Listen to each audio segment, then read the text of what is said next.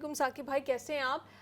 क्या खबरें हैं इस्लामाबाद की फ़ज़ाएं क्या पैगाम दे रही हैं? वज़ीर आज़म तो बन गए वही पीडीएम सीज़न 2, लेकिन बाकी सारी जो उनके इत्तेहादी थे वो उनको सपोर्ट नहीं करना चाहते, हुकूमत को सपोर्ट नहीं करना चाहते। मौलाना फजलुर रहमान भी पीछे हट रहे हैं, पीपल्स पार्टी की भी कांपे टांग रही हैं। वो कह रहे हैं कि हम वोट दे देंगे वजारत उज़्मा के लिए लेकिन हुकूमत नहीं करेंगे। तो ये हुकूमत से इतना खौफ क्यों आ रहा है? हुकूमत तो सबको खुशी खुशी लेनी चाहिए, उसी के लिए तो ये इलेक्शन में आए थे। बहुत शुक्रिया आपका। एक तो ये है कि जो भी पॉलिटिकल पार्टीज हैं, अगरचे नून लीग है, उन्होंने विक्ट्री स्पीच की मियां साहब ने, लेकिन बाद में उनको रियलाइज हुआ कि ये तो जो विक्ट्री स्पीच बनती इस तरह नहीं थी। फिर जो पीपल्स पार्टी है वो अपने दाव पेच खेल रही थी। अब मौलाना साहब जो हैं वो अपना हिस्सा बकदर जुस्सा जो है वो तकरीबन वो मांग ही रहे हैं। उनका असल में मामला जो है वो यही है कि कल की जो इतनी बड़ी बैठक थी, उस बैठक में मौलाना जो है वो मौजूद नहीं थे।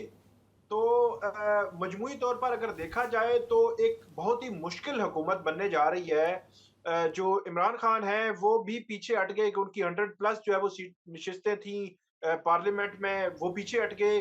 उसके बाद मुस्लिम लीग नून बचती है तो मुस्लिम लीग नून को पीपल्स पार्टी का सहारा लेना पड़ेगा, एमकेएम का सहारा लेना पड़ेगा, दीगर जो छोटी जमातें हैं उनका सहारा लेना पड़ेगा, तब जाकर जो है वो हुकूमत बनाएंगे और हुकूमत चलाएंगे। तो एक बड़ी भारी भरकम उनको एक काबीना बनानी पड़ेगी। फिर सबसे बड़ी बात यह है कि जो पीपल्स पार्टी है, और पीपल्स पार्टी तमाम आईनी ओहदे जो है वो मांग रही है, तमाम आईनी ओहदों के हवाले से उनकी लॉबिंग जो है वो मौजूद है, लेकिन पीपल्स पार्टी ये कह रही है बिल्कुल क्लियर अल्फाज में कि जो आप हुकूमत करेंगे उस हुकूमत की कामयाबी या नाकामी वो आपके सर है।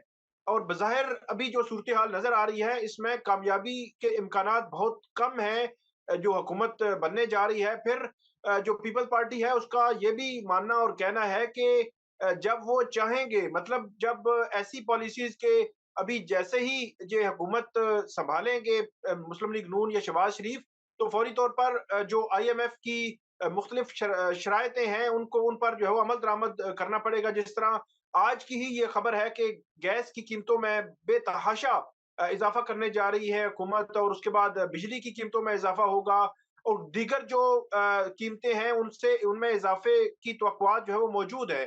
तो इस सारे तनाज़ुर को देखा जाए तो जो पीपल्स पार्टी है वो ये कहती है कि हम अपना दामन जो है वो साफ रखेंगे लेकिन हुकूमत एंजॉय भी करेंगे।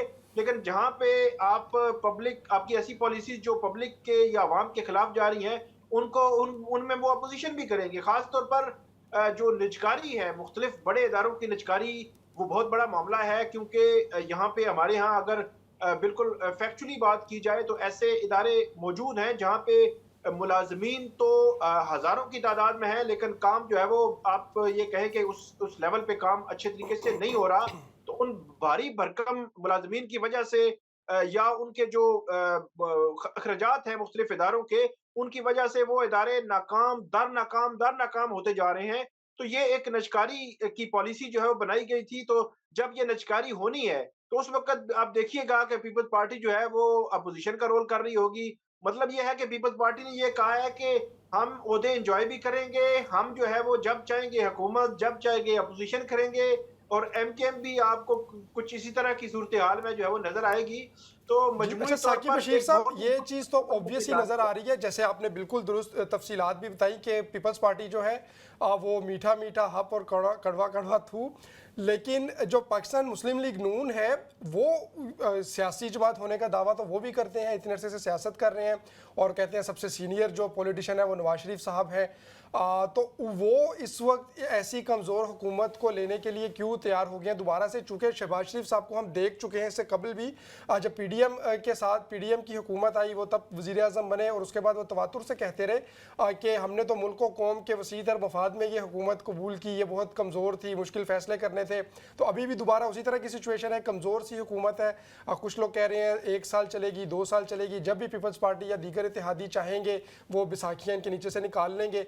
तो मुस्लिम लीग नून की अपनी सियासत के लिए भी ये तो चीज़ जो है वो समझ नहीं आती कि वो क्यों इतनी कमज़ोर हुकूमत लेना चाह रहे हैं। तो इस हवाले से क्या कहेंगे? असल में कोई और ऑप्शन नहीं है मुस्लिम लीग नून के पास अब मजीद जो है वो, क्योंकि पहले पीटीआई थी, पीटीआई ने कहा हमने बात नहीं करनी, दूसरे नंबर पे फिर मुस्लिम लीग नून बनती है। अब मुस्लिम लीग नून ये चाह रही है कि हम पंजाब में मरियम नवाज को लॉन्च करेंगे और मरकज में जो अपनी अगर हुकूमत होगी तो पंजाब बेहतर तरीके से चलाया जा सकता है।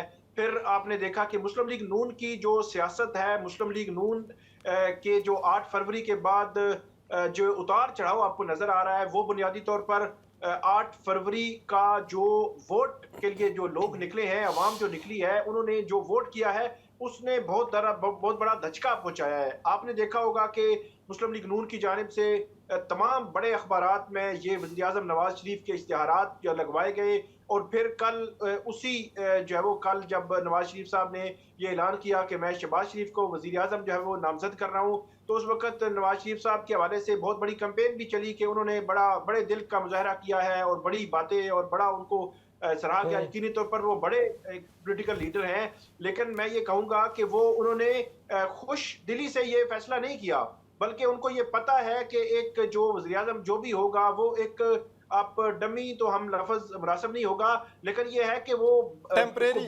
बाइख्तियार वज़ीर आज़म नहीं होगा, उसके पास इख्तियारात भाई नहीं अगर होंगे। इनको ये पता है कि ये कमजोर ग्राउंड है, पिच भी सारी उनकी पिच की रीडिंग भी वो कर ही सकते हैं, इतने मेच्योर सियासतदान हैं, तो फिर शहबाज शरीफ क्यों? क्योंकि शहबाज शरीफ पहले भी जब 16 माह तकरीबन वजीर आजम रहे, इन्फ्लेशन आसमान को छूती रही, डॉलर कहाँ पहुंच गया, पाउंड कहाँ पहुंच गया, सब कुछ, तो किसी और को क्यों नहीं उन्होंने आगे आने दिया? मुस्लिम लीग नून में किसी और को वजारत उज़्मा दे दी जाती, ताकि जब ये कोलैप्स अगर होना है सिस्टम ने, जो कि सबको नजर आ रहा है, और अल्लाह ना करे, हम तो कहते हैं 5 साल पूरे करें, लेकिन अब जो हालात बन रहे हैं उसमें नजर तो ये आ रहा है, तो शहबाज शरीफ पे मलबा ना गिरे, उनकी थोड़ी साख बच जाए, तो किसी और को आगे क्यों नहीं किया गया?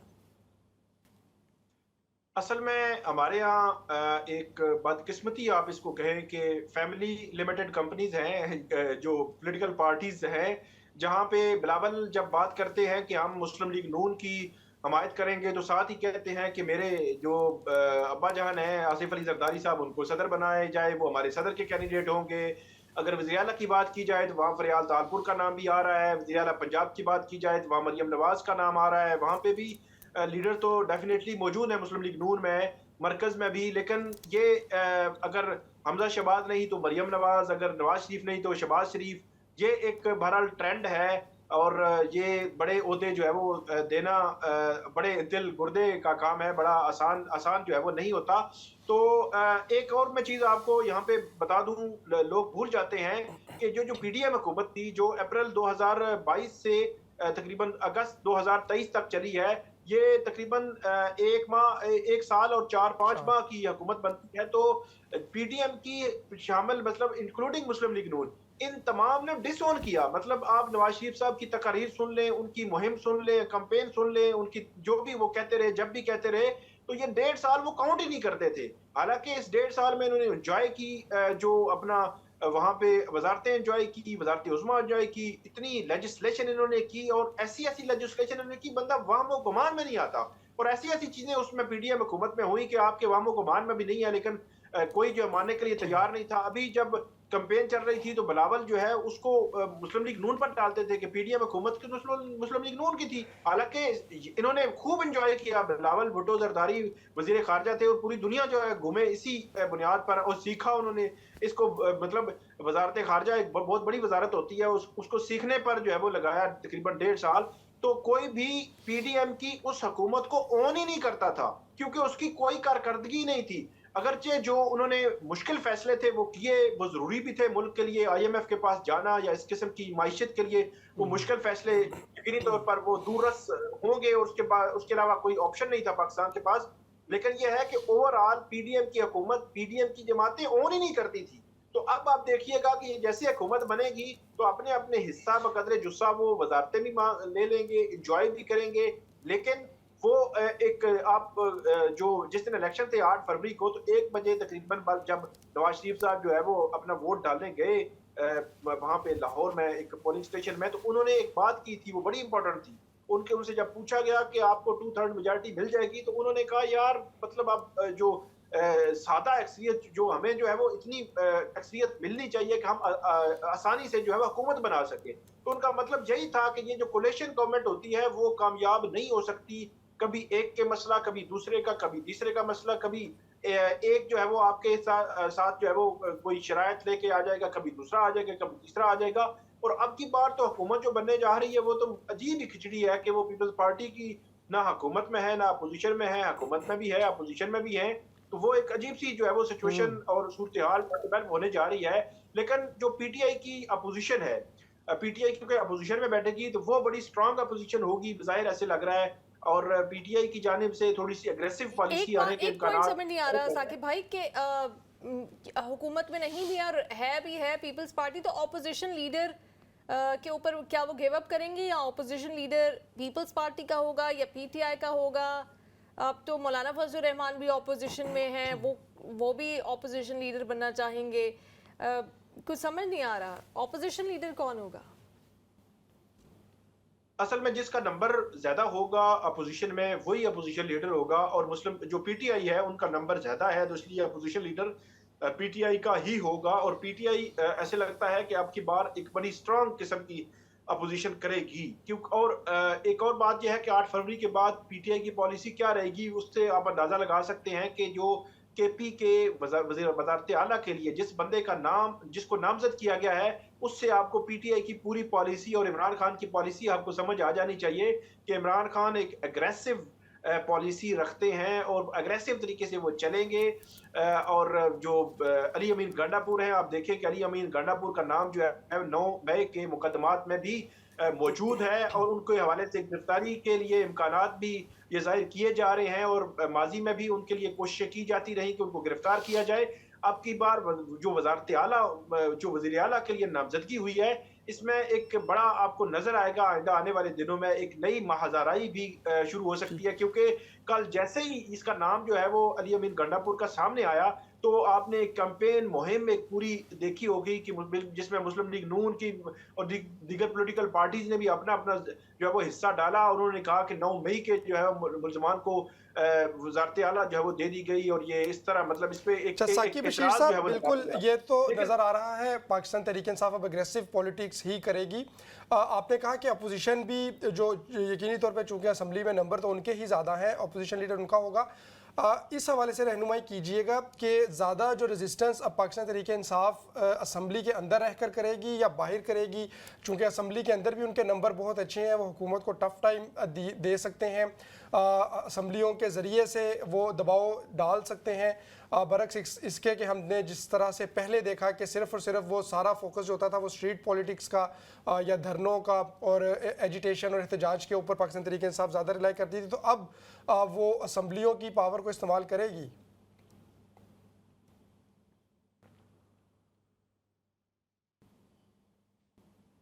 अभी फिलहाल तो ऐसे लगता है कि जो पीटीआई है, इमरान खान साहब जो है कल उनकी जब मुलाकात हुई थी अडियाला जेल में तो उनकी जानिब से ये कहा गया था कि हम इन मुख्तलिफ जो फोरम्स हैं उन पर उठाएंगे। जी मेरा ख्याल है कुछ इंटरनेट का इशू जो आजकल पाकिस्तान में। जी साकिब साहब, अगर आप साथ हैं तो कंटिन्यू रखिएगा।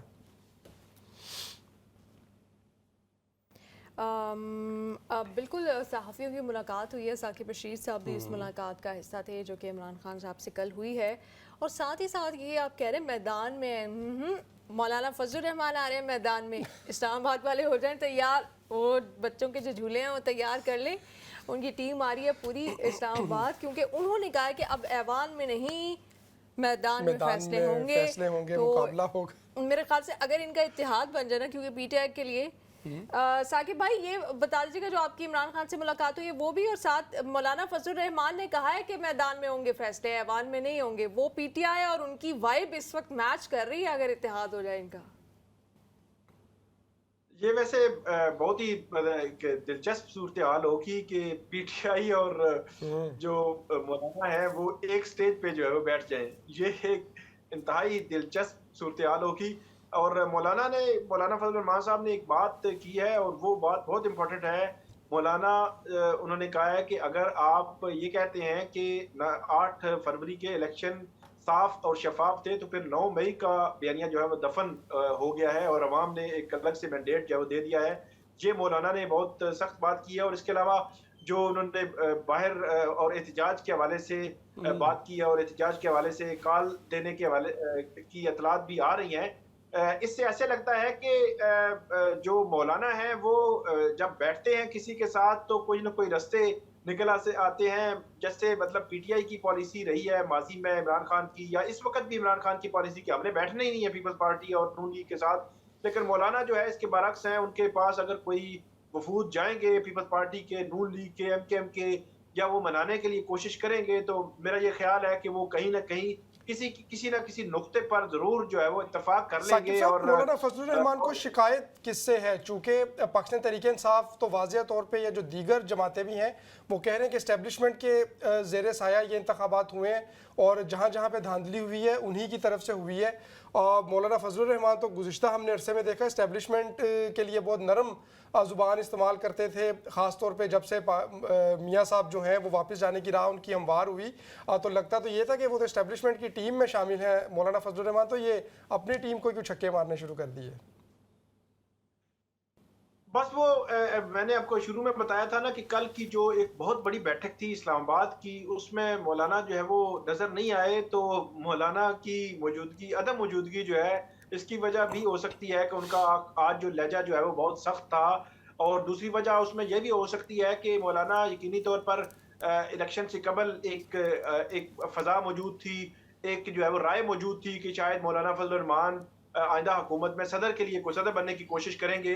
तो बज़ाहिर कल का जो सिनेरियो है उसमें देखें जो जितने भी ओहदे थे वो तकरीबन बांट लिए गए कि सदर हमारा होगा, हमारा जो है वो होगा, जो स्पीकर है वो होगा, चेयरमैन सेनेट है, जो गवर्नर है चारों सूबों के, वो सिचुएशन है। तो वो मौलाना जो है वो मरकज में मेरा ख्याल है कहीं ना कहीं अगर उनकी एडजस्टमेंट बन गई, जो वो प्रेशर डाल के इस किस्म की चीज़ें जो है वो मनवा भी लिया करते हैं और जो मुख्तलिफ जो कोलिशन पार्टीज हैं उनसे, तो अगर उनकी बन गई तो वो तो मेरा ख्याल है बहुत आगे तक नहीं अगर जाएंगे। ना बनी तो वो फिर वो मुझे वो इस वक्त ना उनका जो तराना है ना उनकी पार्टी ने, मौलाना आ रहा है, मुझे वो इस्लामाबाद में ना एंटर होते हुए उनकी टीम दिखाई दे रही। खैर मैं आपसे, क्योंकि आखिरी सवाल करना है, पाकिस्तान में बड़ी रात हो गई है, मैं आपसे पूछना चाहूँगी, समी इब्राहिम साहब ने अपने ट्विटर पे एक बड़ा उन्होंने जो मुलाकात हुई मंजरकशी की कि सुर्ख सफ़ेद रंगत हो चुकी थी खान साहब की, वो पहले से ज़्यादा जवान दिख रहे थे, वो पहले से ज़्यादा शार्प दिख रहे थे। आपकी भी मुलाकात हुई है, क्या ऐसा ही है?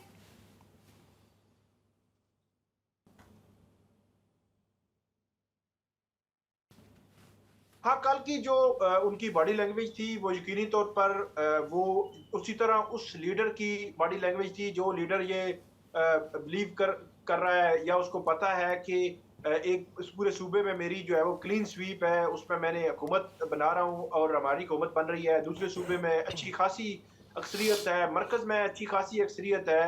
जो उस लेवल के जो लीडर की जो बॉडी लैंग्वेज होती है वही कल इमरान खान की थी, वही बॉडी लैंग्वेज कल शाह महमूद कुरैशी की थी। इमरान खान जो है वो कटिंग उन्होंने करवाई हुई थी कल और फ्रेश लग रहे थे, लेकिन काफ़ी संजीदगी के साथ और बड़ा टू द पॉइंट, जिस तरह आप ये कह सकते हैं कि पॉलिटिकल पार्टीज ऐसी सूरत हाल में बड़ी कैलकुलेटेड मूव कर रही होती हैं कि कौन सी पॉलिसी किस सूबे में क्या पॉलिसी होगी, मरकज़ में क्या होगी, पंजाब में क्या होगी। इसी तरह ऐसे लग रहा था कि जैसे इमरान खान जो है वो उस पॉलिसी के इर्द गिर्द कहीं ना कहीं वो अपना पेपर वर्क करते रहे हैं, सोचते रहे हैं कि हमने करना क्या है, कैसे करना है, किस तरह पार्टी को आगे लेकर चलना है, पॉलिसी क्या होगी। क्योंकि इससे कबल तो ज्यादातर बात होती थी, केसेस के वाले से बात होती थी, ज्यादातर बात होती थी कि वो क्रिटिसाइज करते थे जो उनकी पार्टी के खिलाफ हो रहा है, वो चीजें करते थे या कोई पैगाम देते थे। लेकिन कल उनकी बड़ी कैलकुलेटेड मूव थी और उस कैलकुलेटेड मूव में उन्होंने जो पॉलिसी बयानात थे, खास तौर पर कि उन्होंने पीटीआई जो पीपल्स पार्टी, नून लीग और एमकेएम के साथ नहीं चलना, या उनका किसी से मुलाकात नहीं हुई, केपी में वज़ीर आला। चलें, बहुत शुक्रिया साकिब बशीर साहब, आपने वक्त दिया।